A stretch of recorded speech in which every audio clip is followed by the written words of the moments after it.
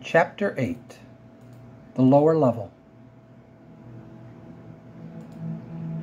As the party rested, Belfin and Phileas took turns examining the large wooden chest that was hidden in the rubble, while the other watched for any more creatures that might wander in. They didn't find any traps, so they tried opening it.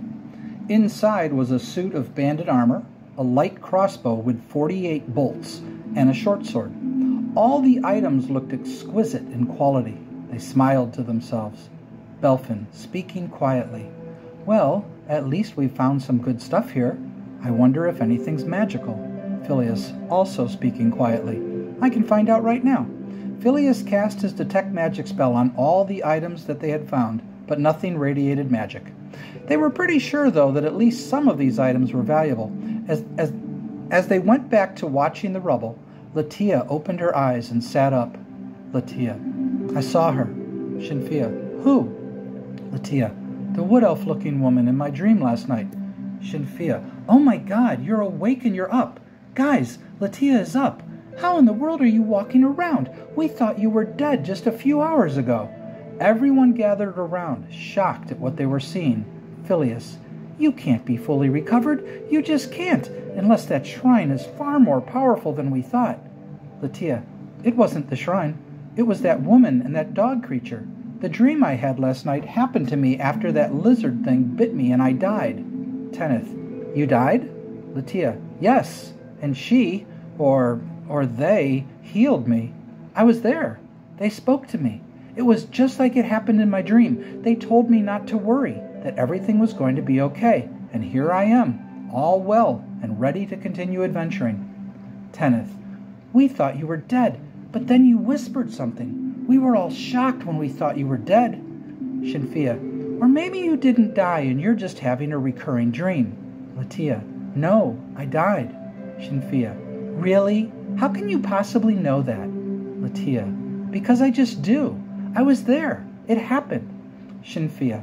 "So you had a dream of dying and then it happened? How is that possible?" Latia. "I don't know, but it happened." Shinfia.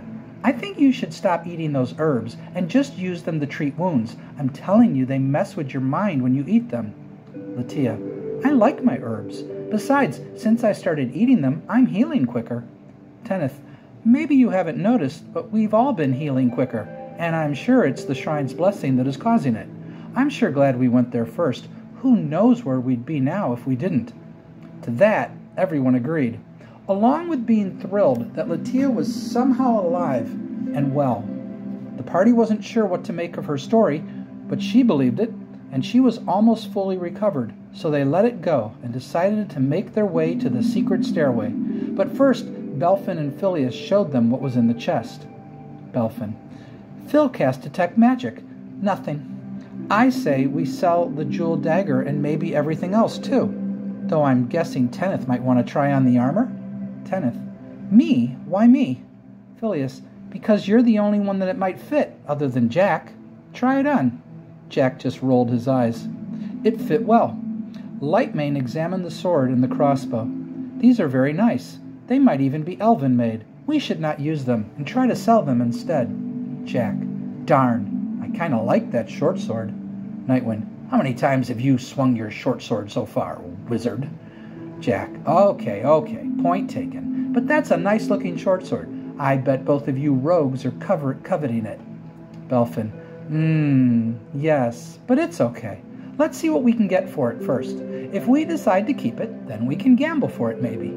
Phileas's eyes lit up at the thought of it, as did Jack's. Phileas carried the dagger, and Belfin carried the short sword. Latia took the crossbow and bolts. Latia, I've never fired one of these before. Always wanted to learn how, though. That armor looks good on you, Tenneth. Let's go. Tenneth smiled. As they walked down the corridor, they noticed that the wheelbarrow that was in the kitchen was gone. Kent and his men had apparently taken the time to grab most of their supplies. All that was left was the barrel of wine, a couple jugs of water, and a few sacks of food and bread. In the main room, all the coins that were on the table were gone, as well as their armor and weapons, though several copper coins were scattered on the floor. They checked in the room where their treasures were, in the large wooden chest, but the chest was now empty, unfortunately. Nightwind, it's our own fault. We should have carried those items with us. From now on, let's carry everything we find, unless we can't. Lightmane, agreed. Lesson learned. Let's go see if anything's downstairs. They slid the door open and headed down the stairs.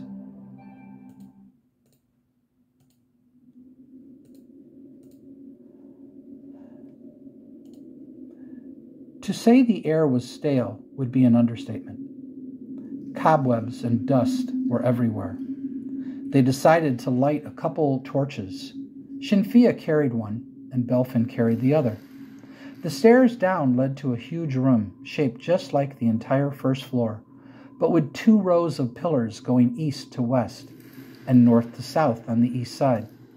It was lined with shelves containing all manner of foodstuffs, which surely had spoiled long ago, and there were many barrels in the eastern section. Rats were everywhere. Most ran and hid through large cracks in the walls, though some approached, apparently looking for food. Nightwind tried to kick one, and they all scattered. There was a door on the east corner of the north wall. Tenneth. So this was where they stored all their food and stuff, it appears. Makes sense. Do any of you know how long this place has sat in ruins like this? Lightmane. When the bulletin was posted in Duran, I heard someone say that it's been in ruins for over 50 years. Belfin walked over to the eastern section. Guys, there might be 100 barrels down here. Lightmane. If any of those barrels contain wine, they could be worth money, but we can't possibly carry them. I say once we leave this place, we report everything and hope we get something for them, assuming they're worth anything. I wonder why the door leading down here was hidden. Nightwind. Maybe people were stealing their supplies, so they hid the door? Seeing how many barrels of wine might be down here, I could certainly see why they might do that. Nightwind looked at the door in the northeast corner, and then the walls and ceiling. I'm betting this door leads to a room that's directly under Kent's room. Wouldn't be surprised if it's the same size. Latia. So I guess we're going to open this door then? Phileas. Hold on. Let Bell and I listen and check for traps. The halfling and the gnome listened and examined the door very carefully, but heard and found nothing. There was a keyhole, and sure enough, the door was locked. Belfin. Anyone got the key? He said, smiling. Shinfia. Anyone want to try picking the lock? She said, smiling back. Belfin. Well, Phil, we finally get to try out our rogue kits. Latia. Aren't they called thieves' kits? She said, smiling. Phileas. Close. Thieves' picks and tools, he said, smiling back. But we're not thieves, so these are our rogue kits, which we use to assist various people in various ways. Again, smiling. After a couple minutes, they were able to unlock the door. Belfin looked back at everyone. Shall we? The door opened into a room that looked the same size as the room above it. The floor was made of the same black flagstone, but that was about the only thing that was similar, for in the east wall was an opening with a narrow set of spiral stairs going up, and in the northeast corner sat 2 large, wide coffins covered in a thick layer of dust. Again, cobwebs were everywhere. The party looked around, but saw nothing else in the room. Tenneth reached for his iron holy symbol that was in the shape of a unicorn's horn. Latia. A unicorn horn? Why am I just now noticing that? Your holy symbol is a unicorn horn? Tenneth, that is Alana's symbol, but this is not a unicorn horn. It's made of iron. It's just shaped like one. One day I hope to be worthy enough to be given an actual unicorn horn to wield as my holy symbol, but that is a gift that is rarely given. But they are given by actual unicorns who are old and close to death, but only to the most powerful and worthy clerics of Alana. But let us talk more about this later. As Tenneth said that, he glanced towards the coffins. Latia, right. Yes, let's do that. So are you fearing there may be undead in these coffins? Tenneth, yes. Let's just hope they're either empty or contain dead bodies, which we will leave in peace if they are. Perhaps we should check the stairs? As he said that, Phileas came down them and entered the room. Just did. It goes up to the room above. Apparently, you can't see the door from the inside, so I guess those who lived above wanted a secret passage of their own. Kind of neat, if you ask me, though I'm not entirely sure what its purpose was beyond that. Lightmane. Was it wise to go up there by yourself? Phileas. It goes up to the room above, which we've already been in. I didn't see a problem, just wanted to check it out, to make sure it didn't go anywhere else. Lightmane. It's the anywhere else part that concerned me. Phileas tried to change the subject. So, are you going to open the coffins? Tenneth. I guess. I'm ready to try to turn them if they're undead. Maybe have your burning hand spell ready? Phileas. It's basically always ready. Open it. Nightwind walked up to one and opened it. It was empty. It was clearly a coffin designed for 2 people, as was the other one. Nightwind. Well, there were 2 dead bodies upstairs. Maybe this was for them. He then turned and opened the other coffin. 2 horrible-looking dead bodies lay in it. Rot and decay had thoroughly set in, and the smell was horrible. But then they opened their eyes, sat up, and screamed as they stood up and moved to attack Nightwind, who had backed away in fright.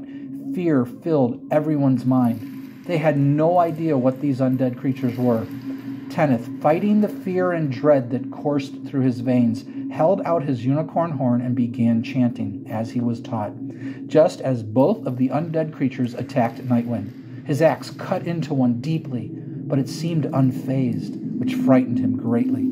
They both swiped at him with their hideous claws and tried to bite him too. They weren't able to bite him, but 2 of their claws drew blood, and Nightwind seemed to completely stop moving. Phileas wanted to cast Burning Hands, but there was no room without risking hitting others. As Lightmane and Latia both moved up to attack, one of the creatures turned around and started moving towards the corner. Tenneth had successfully turned it. Just then, a foul stench was noticed by all that caused everyone to start choking. They all felt like they were going to throw up. The stench was horrible. Tenneth called out, I've turned one, but I have to keep concentrating on it to keep it at bay. Focus on the other one. Lightmane and Latia swung, but they were dizzy and had a hard time focusing. The creature slashed at Lightmane, hitting him across his face, and immediately he froze too. Latia screamed, What the hell is going on? Shinfia moved quickly and attacked it with her staff, hitting it straight in the head. The damage seemed great, but it attacked back and just missed biting and slashing her arm. Jack hit it with his magic missile spell, and now Phileas had maneuvered behind it and hit it with his burning hand spell, causing it to scream even more. Just as Belfin came up behind and hit it with his short sword, it let out one final terrifying screech before falling to the ground. Latia went over to the other one that was facing the corner and tried to cut its head off. She succeeded and dropped to her knees, coughing and wheezing. Latia, that stench is horrible. Do all undead reek like this, or just these 2? Tenneth, oh, I'm sure all undead smell pretty horrible, but that odor was definitely the worst I've ever experienced. A skunk smells good by comparison. Tenneth examined Nightwind and Lightmane, but had no clue what to do about them being paralyzed. They all hoped that it would eventually wear off, which it did after several minutes. Tenneth, how are you 2 feeling? Nightwind, that thing paralyzed us. How do you think we feel? Lightmane looked puzzled. Tenneth, what's wrong? Lightmane, well, I've always been told that there is magic, as well as creatures in this world, that have the power to paralyze others, but that we elves have a very strong resistance to such magic, so I'm confused why it was able to paralyze me. Maybe I don't have such an immunity. It's a little disconcerting. Belfin. Guys, there's stuff in this coffin that they were in. Look, a medallion, a broadsword, a key, and a small, thin book. Shall I open it? Jack. I think one of us wizards should open it. I'm guessing that key is for the door here. Jack walked over to the door, and sure enough, the key worked. Jack. Maybe cast detect magic on these items first, before we open the book. They all agreed, so Jack cast his detect magic spell, and to their great surprise, the book, the medallion, and the sword all radiated magic, and everyone became quite excited. Well, the book didn't radiate magic itself, but something in the book radiated a faint aura. Jack guessed that there might be magical writing inside, so he opened it, as slowly and as carefully as he could. The first page had normal writing on it, and Jack started reading it. Jack. Wow, guys, check this out. It says, they finally discovered that we are warlocks. They killed 2 of us. There's only us now. We had no choice but to flee here to our burial chamber and hope our spell works and brings us eternal life in the afterworld. If you are reading this, you have found our tombs. Please leave us in peace. Our time here in these mortal bodies has finally come to an end. We now go to a better place, to hopefully rule in great power, power that we both very much deserve for all of our great deeds that we did here as lords in this dank and dark moat house. We hope to one day return here as immortals and rule again. They've all but destroyed the place now, but one day we shall return and have our vengeance. In this we are certain. Fate shall have its last word for us. It is signed Lord Varshok and Lady Deloween, Warlocks of the Mist. Latia. So many questions. Vengeance? Warlocks of the Mist? What exactly are warlocks? Were these creatures them returning for their vengeance? Yuck. Jack. I believe warlock is the word for a male witch. Wait, I think these next pages may have magical writing on them. I'm going to cast Read Magic and see if that works. Give me a sec. Lightmane. Careful, Jack. Jack cast his Read Magic spell and started reading it aloud, but first he assured them he wasn't under any spell. He read the following. This powerful necromantic spell will turn up to 2 warlocks and or necromancers into powerful, intelligent undead lords, killing your mortal bodies. It will then transport you to the negative material plane where you shall rule over legions of undead, skeletons, zombies, shadows, ghouls, and ghast. However, there is a slight risk with casting this spell, that instead, when your mortal bodies are slain, that they shall be turned into ghasts. The chance of this happening is less than 5%. As ghasts, you shall be trapped in your tomb, basically in a state of suspended animation until your tombs are opened, at which time you will arise and mindlessly attack whoever, whatever freed you. To cast this spell, you must all lie in your tomb and chant the following 3 times. Erkin Undulak Garnik Warshorn Volkeek Stavenshiel. Jack didn't bother trying to read those words. He explained what he saw and tried to show them the 5 words, but they couldn't make anything out. Jack. Oh, right, because only I can read them, because I cast Read Magic. Sorry. No clue what they mean. But there's more. It also says, if you are still chanting this powerful evil hex, after chanting it 3 times, the spell has backfired and there is nothing you can do to stop it. Know then that your fate is sealed. You shall continue chanting over and over, and at some point you will be turned into ghasts.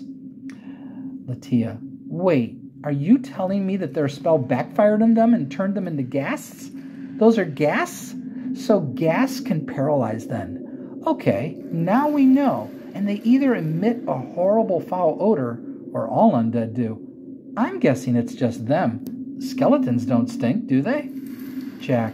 I don't think so, but I'm sure zombies do. Zombies. Yuck. Can you imagine being turned into a zombie? How horrifying. Well, boys and girls, we've got a couple of magic items. Who wants to try the medallion, and who wants to try the sword?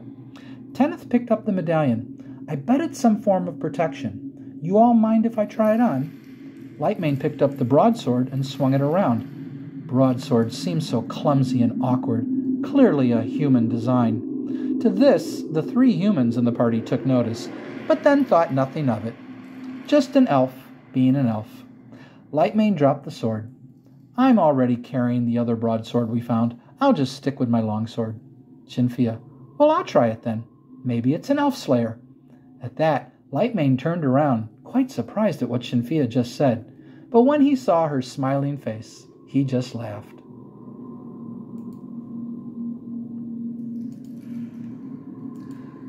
Bale. Undead. Sheila. I'm sorry, what? Bale. I'm reading about some undead in one of your tomes here. Have you ever encountered undead? Sheila. Of course. Hasn't everyone? Bale, rolling his eyes. Obviously, that would be a no, he said, somewhat sarcastically. I was just curious. What do you think of them? Sheila, now rolling her eyes. What do I think of them? She asked, wondering why he'd asked such an odd question. Well, dear, I think they're gross, disgusting, vile, creepy, yucky, icky, horrible, terrible things, and I detest them in every way. How's that? Bale held up his paw and pretended to be writing in a book, which he can't do, obviously, since he has paws and not hands, but he spoke the words as he pretended to write them. Inquired about her opinion of undead. Got her typical response of answering the question using as many adjectives as one could include in a sentence, which made me dizzy. I believe the phrase, asked and answered, is the correct response here. Then he just looked over at Sheila, with a somewhat smug look on his face. Sheila smiling and looking inquisitive. Bale. Was that sarcasm? Bale kind of shrugged his shoulders a little and kind of rolled his eyes a little. Sheila, still smiling. There may be hope for you yet. Bale also smiled.